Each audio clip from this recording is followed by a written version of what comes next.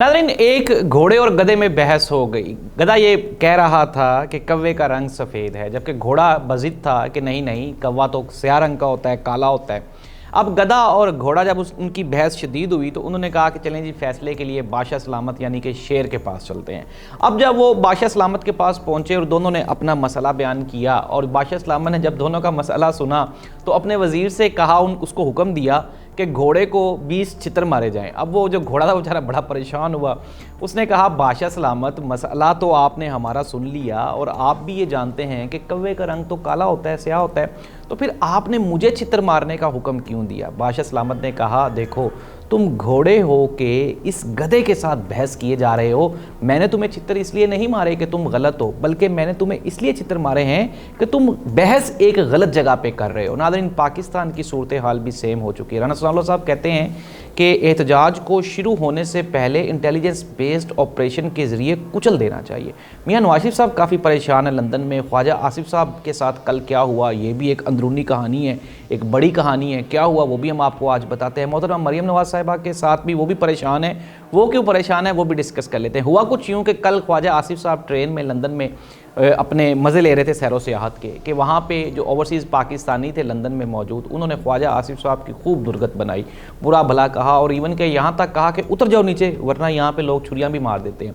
ख्वाजा आसिफ साहब बड़े परेशान थे। आज अर्ली मॉर्निंग मियाँ मोहम्मद नवाज शरीफ साहब ने लंदन में मीडिया ब्रीफिंग से भी कोई बातचीत की और उसमें उन्होंने बताया कि यार ये जो सब कुछ हो रहा है ये इंतहाई गलत है, नाकस है। और इवन के ख्वाजा आसिफ के मामले पर उन्होंने कहा कि ख्वाजा आसिफ के साथ जो हो रहा है वो सही हो रहा है, दुरुस्त हो रहा है। मोहतरम मरियम नवाज साहिबा ने कहा कि बच्चों को जब गाड़ियों के पीछे दौड़ते हुए देखती हूँ तो बड़ा अफसोस होता है। नाज़रीन, जाहिर सी बात है, जिस बंदे की बेचारे की इंसल्ट हो रही हो, जिसकी बेचारे की बेइज्जती हो रही हो, उसको बुरा तो महसूस होना ही है।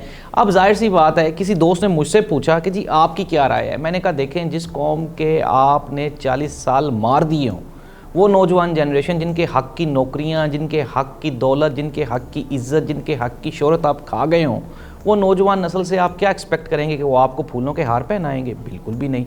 जाहिर सी बात है, रिस्पॉन्स तो आना ही आना है। नाज़रीन, ख़बरें क्या हैं? ख़बरें ये हैं कि अडयाला जेल में इमरान खान की एक मरतबा दोबारा फिर मिन्नतें तरले शुरू हो गए हैं और कहा जा रहा है कि इमरान खान को कन्विंस किया जाए कि 24 नवंबर वाली कॉल को वापस ले लिया जाए। अब उसमें कुछ पार्टी के लोग भी शामिल हैं और कुछ पार्टी के बाहर के लोग, यानी कि एस्टेब्लिशमेंट के। नाज़रीन, आपको याद होगा, एक मरतबा इमरान खान ने कॉल दी थी तो सुबह 7 बजे अडयाला जेल के दरवाजे खुले थे और आज़म सवाती साहब इमरान खान से मिलने गए थे और उस दिन वो एहतजाज कैंसिल हो गया था। लेकिन अब की बार पैंतरा जो है वो इमरान खान बड़ा खेल गया और पैंतरा ये है कि इमरान खान ने वो जो 3 लोगों की कमेटी बनाई है, इमरान खान ने कहा है कि जब तक वो लोग कॉल नहीं ना देंगे तब तक ये एहतजाज मौखर नहीं होगा। वो 3 लोग कौन है, इसका भी जो एहतमाम है वो इमरान खान ने सिगाए राज में रखा हुआ है। नाज़रीन, पाकिस्तान की सियासत हर बदलते हुई घड़ी के साथ बदल रही है, लेकिन कुछ लोगों को शायद निशान इबरत समझ नहीं आ रहा। उनको ये जो पॉइंट ऑफ फोकस है ये उससे वो दूर हटते जा रहे हैं। उनको पता नहीं चल रहा कि उनके साथ होने क्या वाला है। आइंदा चंद दिनों में पाकिस्तान में